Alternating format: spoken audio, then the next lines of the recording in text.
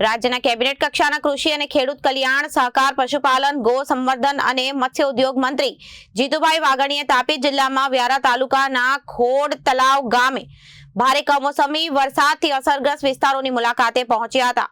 તેમની સાથે રાજ્યના કેબિનેટ કક્ષાના આદિજાતિ વિકાસ મંત્રી તેમજ તાપી પ્રભારી મંત્રી નરેશભાઈ પટેલ તથા રાજ્ય કૃષિ અને ખેડૂત કલ્યાણ મંત્રી રમેશભાઈ કટારા પણ જોડાયા હતા। ઓક્ટોબર મહિનાના છેલ્લા અઠવાડિયામાં સમગ્ર ગુજરાતમાં પડેલા કમોસમી વરસાદને કારણે ખેડૂતોના ઉભા થતા કાપણી કરેલા પાકને નુકસાન થયું છે અને આ પરિસ્થિતિને ધ્યાનમાં રાખીને મંત્રીઓએ વ્યારા તાલુકાના ખોડ તળાવ ગામની મુલાકાત લઈ ખેડૂતો સાથે સંવાદ સાધ્યો હતો તથા તેમની વેદના અને પડકારો વિશે પરામર્શ કરી વિગતવાર માહિતી મેળવી હતી। આ તકે કૃષિ અને ખેડૂત કલ્યાણના કેબિનેટ મંત્રી જીતુભાઈ વાઘાણીએ ખેડૂતોને આશ્વાસન આપતા જણાવ્યું હતું કે રાજ્ય સરકાર સકારાત્મક અભિગમ સાથે ખેડૂતોની પડખે ઊભી છે। સમગ્ર રાજ્યમાં પંચ રોજ કામ સર્વે કામગીરી ખૂબ ઝડપથી ચાલુ છે। ટૂંક સમયમાં સરકારને અહેવાલ રજૂ કરી ખેડૂતો ફરી બેઠો થાય તેવો સરકારો સનિષ્ઠ પ્રયાસ કરી રહ્યા છે અને ટૂંક સમયમાં ખેડૂતના હિતમાં નિર્ણય લઈ રાહત પેકેજ જાહેર કરાશે, જેના માટે જિલ્લા કક્ષાએથી ગામે ગામ પંચે 5 રોજ કામ સર્વે કામગીરી પૂર્ણતાને આરે છે। ખેડૂત સાથે રૂબરૂ મુલાકાતોમાં કેબિનેટ આદિજાતિ વિકાસ મંત્રી શ્રી નરેશભાઈ પટેલે જણાવ્યું હતું કે જિલ્લા વહીવટી તંત્ર દ્વારા તાત્કાલિક સર્વેક્ષણ શરૂ કરવામાં આવ્યું છે। આપ સૌ ચિંતા ન કરો અને સરકાર આપના સહયોગમાં ઊભી છે અને દરેક પાત્રતા ધરાવતા ખેડૂતોને સમયસર અને યોગ્ય સહાય પહોંચે તે માટે તમામ પ્રકારે ઝડપી કાર્યવાહી કરવામાં આવી છે।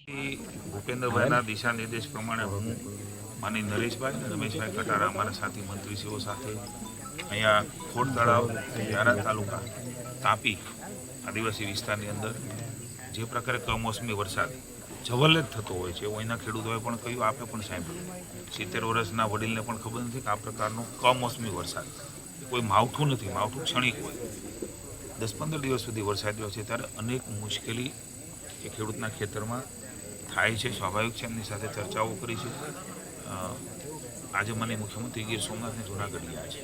હું માનીય મુખ્યમંત્રીશ્રીએ જે પ્રકારે ઇનિશિયેટિવ લીધું છે ને જે પ્રકારે પંચરોજ કામ કરીને અહેવાલો મંગાવ્યા છે એ કદાચ પહેલી વખત વ્યાપક રીતે આટલું બધી તારાજી થઈ હોય વરસાદના કારણે એવું પણ પહેલી વખત બન્યું છે। કદાચ દેશમાં અન્ય ભાગમાં પણ આ પ્રકારની વ્યાપકતા નહીં હોય।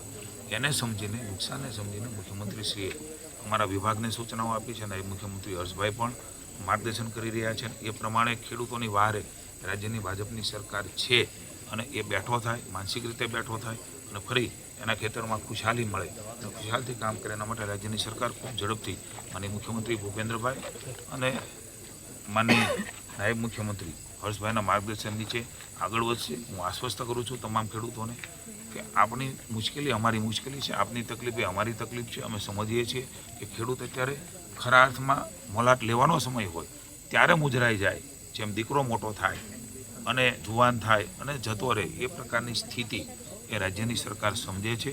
ક્યાંય પણ રાજનીતિ કર્યા વગર સકારાત્મક રીતે રાજ્યની સરકાર એ પોઝિટિવનેસથી ખેડૂતોની પડખે ઊભી રહેવાની છે અને આ સમય એવો છે કે બધું બાજુ મૂકીને આપણે સૌ સાથે મળીને ખેડૂત કેમ ફરી વખત બેઠો થાય એના માટે સામૂહિક પ્રયાસ કરીએ તો મને એવું લાગે છે કે ખેડૂતનું જીવન એ પુનઃ ખુશહાલ થશે। Bureau report, Janadesh news.